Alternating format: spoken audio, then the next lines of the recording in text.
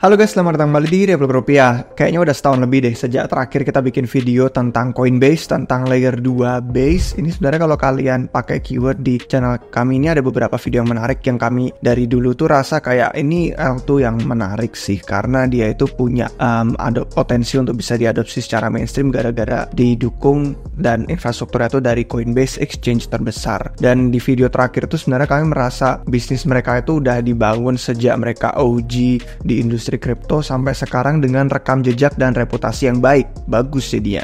Potensi untuk adopsi mainstreamnya lebih kerasa.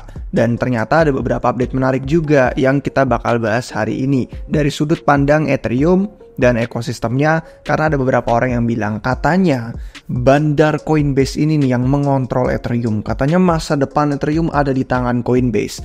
Nah, apakah itu benar? Gimana kita bisa memanfaatkan peluangnya sebagai user atau retail di sini? Oke, let's go.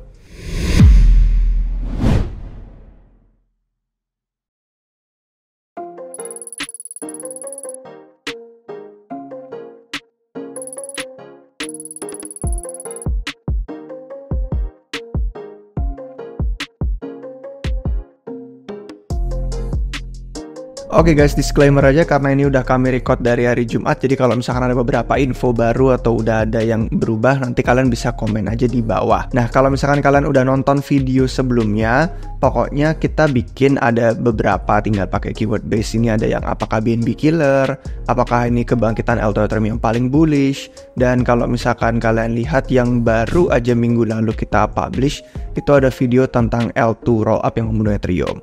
Nah, kalau misalkan kalian tahu di video itu kan kita udah bahas tentang keuntungan yang didapat Layer 2 Base dengan adopsinya yang lagi naik daun. Dan ini juga yang kemarin sempat dipublish sama token terminal, bandingin Base yang bener-bener melejit jauh banget beda sama Layer 2 lainnya. Nah, karena itu Kyle ini sebenarnya dari Multi Coin Capital, yaitu venture capital utamanya Solana, seneng banget kalau ngejelekin Ethereum. Dia komentar kalau Layer 2 Ethereum tuh parasit katanya dan kayak benalu. Dan dia komen lagi soal Base yang adopsinya melejit di atas L2. Ini katanya dibilang masa depan Ethereum adalah Coinbase. Dan ini yang ada bau-bau nyindirnya itu yang kayak saya pakai di clickbait video hari ini, bahwa apakah benar bandarnya Coinbase itu yang bakal jadi penentu masa depan adopsinya Ethereum. Nah, nanti kita bakal bahas karena ada sisi yang bisa dianggap relevan juga sih kalau dibilang di tangan Coinbase. Nah, kita kalau misalkan pengen bahas lagi tentang Ethereum alignment, kayak soal Layer 1, Layer 2, siapa yang diuntungkan, tokennya mana bagusan, ETH atau kita beli token rollups atau Layer 2, pokoknya itu udah ada bahasan artikel khusus yang bikin di dashboard member RR. Jadi langsung cek di sana aja, yang itu nggak bakal kita cover hari ini. Yang belum gabung, belum join, bisa cek link yang ada di deskripsi video kita. Nah, yang kita bahas sekarang adalah update dari sisi Coinbase dan Layer 2 Base yang belakangan ini membuat mereka tuh tampak semakin menarik untuk dipantau. Nah, yang pertama itu peluncuran CB-BTC. Jadi versi wrap BTC-nya Coinbase. Nah, yang ini tuh diluncurkannya pas tanggal 12 September. Nah, Coinbase ini pinter karena dia ngambil kesempatan. Kalau misalkan kalian ingat, sempat ada kontroversi antara wrap BTC dari BitGo yang kemudian akhirnya ada hubungannya sama Justin Sun. Dan itu kalau misalkan kalian udah nonton videonya pasti udah dapat background di sana tentang info apa sih yang dimaksud.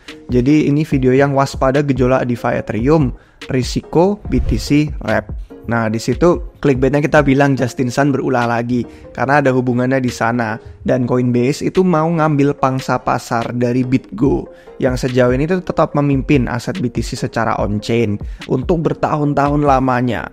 Jadi di video itu saya sebut ada beberapa alternatif kalau orang akhirnya jadi nggak percaya lagi dengan wrap BTC yang pindah ke tangannya Justin Sun. Ada tambahan alternatif-alternatif yang kita sebutin di menjelang akhir videonya. Nah, cuman yang kita tidak sebutin di situ adalah sekarang karena memang baru tanggal 12 September itu di launch ya si CB-BTC ini. Dan punyanya Coinbase ini udah live di blockchain Ethereum yang mainnet Layer 1 sama di Base yang Layer 2-nya. Jadi pastikan aja kalau misalkan kalian mau pakai aset ini kontraknya bener. Karena di tweet pengumuman mereka udah ngasih kontraknya. Sama persis kontraknya ya untuk yang di Base sama untuk yang di Ethereum. Kalian bisa ngeliat kalau di Ethereum ya di Etherscan, kalau yang di Base itu yang di Base Scan. Nah, kalau misalkan kita ngelihat dari pelacakan Etherscan dan Basecamp itu, CoinGecko juga ngitung yang di Ethereum sama Base, mereka hitung total supply-nya itu TVL sekarang ini pokoknya per kita hari record ya, Jumat 13 September itu ada 1739 BTC.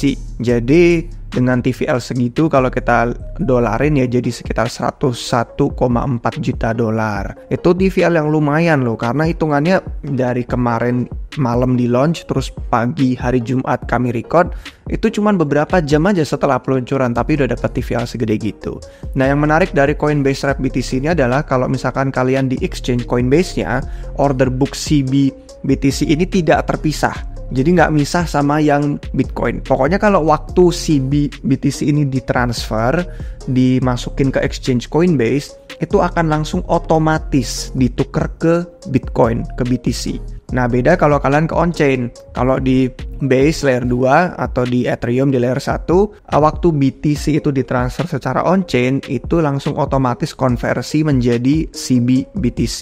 Jadi Coinbase ini kerennya adalah dia tidak mematok biaya. Jadi mau konversi itu ya, sepeser pun waktu kalian konversi tukar dari CB BTC ke BTC, BTC ke CB BTC, itu antara dua koin ini nggak dipatok biaya sepeser pun. Dan ekosistem Base itu udah integrasi token ini ke berbagai produk, dan ada produk-produk yang sebenarnya masih nunggu yang nggak masuk di daftar ini, karena kayak contohnya AV itu masih nunggu voting dulu governance-nya mereka. Nah, cuman dari daftar nama-nama yang udah integrasi ini, salah satu yang menarik itu adalah yang ini, definitif. Nah, kenapa yang definitif ini menarik? Karena yang definitif itu nawarin kita untuk bisa konversi dari Wrap BTC tadi, yang orang-orang udah mulai khawatir dengan risikonya ke Justin Sun. Jadi orang bisa konversi dari Wrap BTC ke CBBTC dengan slippage yang rendah. Slippage rendahnya itu bisa sampai sebanyak $50.000 kalau mau konversi, slippage-nya rendah. Dan kalau kita nggak punya akses ke exchange Coinbase, ya ini tempat terbaik untuk kita bisa konversi dari Wrap BTC yang sekarang udah gaje. Jadi kalau misalkan pengen yang lebih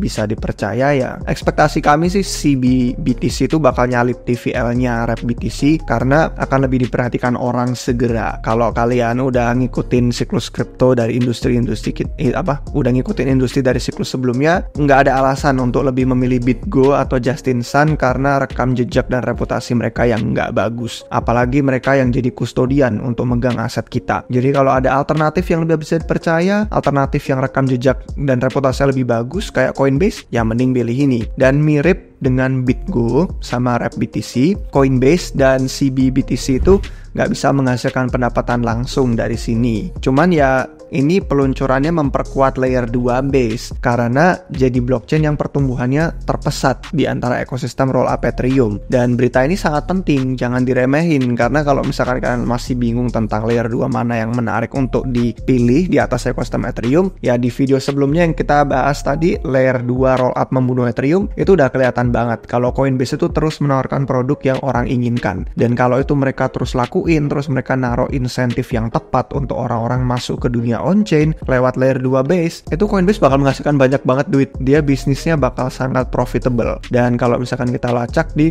Dune Analytics ini, untuk orang-orang yang tertarik melihat flippening TVL-nya CBBTC ke Wrap BTC, silahkan bisa langsung di sini yang dibikin dashboardnya sama Coinbase Institutional Team. Jadi nggak sabar sih saya ngelihat itu flippening. Yang kedua, setelah peluncuran CBBTC adalah peluncuran Coinbase Smart Wallet. Nah, peluncuran Coinbase Smart Wallet ini di bulan Juni lalu. Dan visi mereka untuk bawa orang ke dunia on-chain itu sebenarnya memang udah lama. Jadi dompet pintar ini, Smart Wallet ini dirancang untuk memudahkan pengguna biar mereka bisa aktivitas on-chain setiap hari ke integrasi dApp yang utama-utama tapi secara mulus. Jadi aplikasi-aplikasi besar secara mulus itu ada banyak manfaatnya kalau pakai Coinbase Smart Wallet. Nah, manfaatnya itu ada 4 yang utama. Yang pertama itu ada fitur kerennya, menyatukan saldo. Jadi saldo di exchange Coinbase sama saldo di dompet on-chain tuh jadi satu. Jadi nggak ada namanya kayak kita transaksi dari kirim dana ke Coinbase, kirim ke wallet, itu nggak ada. Artinya, dompet Smart Wallet Coinbase ini bisa memudahkan user Coinbase kalau pengen beli apapun secara on-chain, bahkan meskipun di exchange Coinbase itu belum listing token, ya udah bisa, karena jadi satu. Nah, yang kedua, tanpa seed phrase. Nah, ini celah yang rentan banget kalau kita ngomongin seed phrase. Ini ada ilustrasi yang bisa membantu menjelaskan.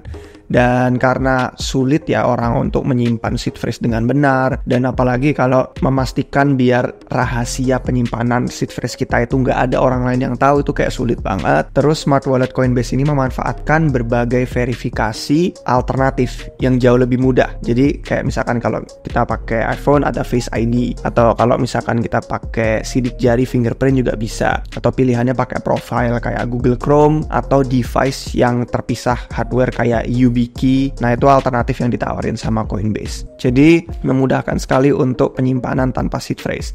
Nah, kemudian yang ketiga, tanpa biaya gas. Ada Paymaster namanya. Paymaster ini implementasi dari proposal ERC-4337. Nah, Paymaster ini memungkinkan ada pihak ketiga yang bisa nalangin, bayarin transaksi kita. Nah, jadi developer bisa jadi yang nalangin itu. Mereka bisa milih untuk transaksi user itu tanpa biaya, karena itu untuk mendorong aktivitas on-chain. Jadi anggaplah kalau mereka pengen aplikasinya dipakai, bisa nalangin di situ. Kenapa kok mau? Karena banyak layer 2 yang transaksinya emang udah murah. Jadi biaya yang ditanggung sama developer tuh nggak signifikan. Kemudian yang terakhir, yang keempat, itu ada aplikasi web yang memudahkan kita untuk bisa melacak aset dan riwayat transaksi. Nah, ini fitur-fiturnya mirip sebenarnya sama aplikasi Coinbase. Cuman ini sekarang untuk dompetnya. Nah, smart wallet Coinbase ini awalnya cuman mendukung 8 jaringan. Jadi ada kayak Base, Ethereum, terus OP Mainnet, Arbitrum, Polygon, Avalanche, Zora, sama BNB Chain. Tapi mungkin kedepannya nanti bakal ada integrasi ke blockchain EVM lebih banyak lagi. Nah, ekspektasi saya sih Base ini memang yang akan didorong dari pilihan 8 jaringan yang berbeda, akan yang didorong untuk smart walletnya Coinbase itu yang paling dipilih lah kalau untuk adopsi. Karena mereka kan ada kampanye yang mereka sebut on-chain summer gitu kan.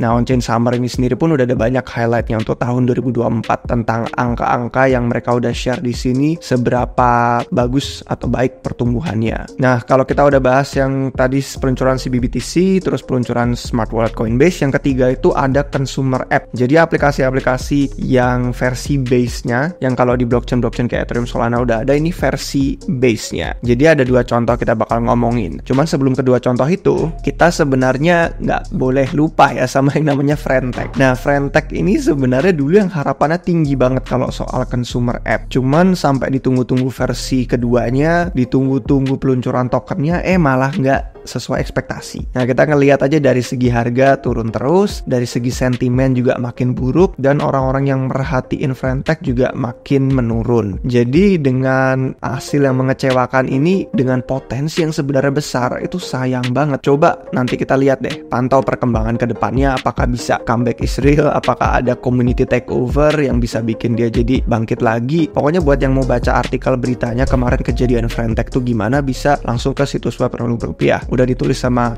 Mas Bli Novel nih 2 hari yang lalu. Nah, kalau ngomongin consumer app yang lain yang bukan Friend.tech yang gagal, ada 2 yang saya sempat lihat yang menarik untuk kita bahas video hari ini. Itu ada Time.fund, terus sama ada Limitless. Yang pertama dulu, Time.fund. Time.fund itu platform sosial untuk tokenisasi waktu. Kalau yang Limitless Exchange nanti yang pasar prediksi untuk sosial. Nah, Time.fund ini sudah kami bahas di dashboard member 3 bulan lalu. Konsepnya tuh waktu adalah uang. Mirip sama Friend.tech, tapi yang dijadiin barang trading di sini itu adalah waktu. Dan lebih spesifiknya yang kita tradingin tuh kita trading menit. Nah, menit yang kita bisa beli itu bisa kita redeem untuk waktu 1:1 sama si kreator. Jadi kalau 1 menit kita beli, ya 1 menit kita dapat untuk sama si kreator itu. Bisa kita meeting video dan sesuai jumlah, pokoknya sesuai jumlah minimum klaim menitnya sama nilainya itu berapa. Dan selain itu dapat juga akses ke grup Telegram privat yang dibuat sama si kreator itu tadi. Dan kreator yang populer nih bisa kalian lihat langsung di situs webnya Time.fund. Kalau misalkan kita ngelihat, ini kan ada yang trending, ada yang ngetop berdasarkan volumenya. Pokoknya ini eksperimen yang masuk akal, karena menurut saya di dunia nyata pun orang tuh bersedia mengeluarkan banyak uang sampai jutaan dolar. Kalau di video ini kita ngomongin Justin Sun, kemarin dia kan bayar mahal banget tuh untuk bisa makan bareng sama Warren Buffett. Jadi untuk menghabiskan waktu sama idola mereka di dunia nyata itu ada jutaan dolar sampai keluar. Kenapa tidak berlaku juga di dunia digital? Dan itu konsepnya Time.fund. Waktu adalah uang. Masih di tahap awal, cuman menarik untuk dipantau. seperti yang kita udah bahas di dashboard member RR, karena mereka baru aja juga dapat pendanaan $3 juta yang didukung partisipasi Coinbase Venture. Dan beberapa dari ekosistem Solana juga ada kayak si Anatoly sendiri dan Merk. Kemudian yang berikutnya untuk consumer app selain Time.Fun itu Limitless, yang tadi kita bilang pasar prediksi. Jadi anggap aja kayak versi Polymarket-nya untuk Base. Dengar-dengar timnya itu kompeten untuk bisa bikin produk yang bersaing sama Polymarket. Dan tujuannya platform ini nanti bisa bikin pasar secara bebas. Jadi permissionless, nggak perlu minta izin orang. Cuman di tahap awal sekarang ya masih perlu izin dulu. Tapi rencana mereka nanti sistemnya tuh desentral. Yang spesial dari Limitless ini adalah desain AMM mereka tuh baru. Jadi mereka mengembangkan solusi biar dinamis nanti fee-nya, biayanya bisa memecahkan masalah insentif likuiditas. Dan beberapa minggu terakhir kalau kita lihat di Dune Analytics, pertumbuhan Limitless tuh mantap. Volume mingguannya tuh ada di angka $500.000 dan secara total kalau kita ngelihat itu udah sampai hampir $3 juta. Menariknya volume ini bukan cuman pasar prediksi Pilpres AS. Kalau di Polymarket yang rame itu Trump Kamala gitu kan. Nah, jadi kalau kita ngelihat pasar prediksi biasanya Pilpres AS, di pasar prediksi Limitless ini malah hal-hal sehari-hari. Jadi kalau kalian lihat di websitenya itu sehari-hari tebak-tebakan token dan saham. Jadi kayak apakah BTC akan nyentuh harga sekian pada hari Senin? Kayak apakah aset X akan nyentuh harga sekian dolar di hari X? Jadi kayak kalian bisa ngelihat di sini ada banyak banget contoh-contohnya. Ini bukti kalau pasar prediksi itu ada product market fit-nya. Karena di luar politik, prediksi sehari-hari ini simple, menarik untuk audiens retail. Karena konsepnya itu sangat sederhana untuk dipahamin orang. Nah, jadi kesimpulan penutupnya itu adalah untuk video hari ini, kombinasi dari CBBTC, Smart Wallet Coinbase, Consumer App itu GGWP untuk bisnis Coinbase dan Layer 2 Base. Dan menurut saya itu kenapa bisa dibilang kayak masa depan adopsi mainstream Ethereum bisa lewat sini. Ada yang udah cobain belum dari yang kami bahas hari ini? Karena emang belakangan lagi rame pasar prediksi yang Limitless ini menarik. UX-nya di level yang sangat mudah untuk orang tanpa pengalaman trading aja bisa melihat ada pasar apa, mau nebak yang mana, dan beli share-nya langsung. Kalau Limitless ini berhasil, struktur pasar sama UX-nya itu lebih baik daripada Polymarket dan kompetitor lainnya. Jadi itu bisa potensi untuk mempercepat pertumbuhan ekosistem Base. Nah, kalau misalkan kalian ada pendapat atau ada yang kelewatan mungkin dari update ekosistem ini, bisa silahkan komentar di bawah. Kalau misalkan kalian suka dengan video ini, jangan lupa jempol dan jangan lupa subscribe biar ketinggalan video baru dari Republik Rupiah. Sampai jumpa di episode berikutnya guys. Cheers!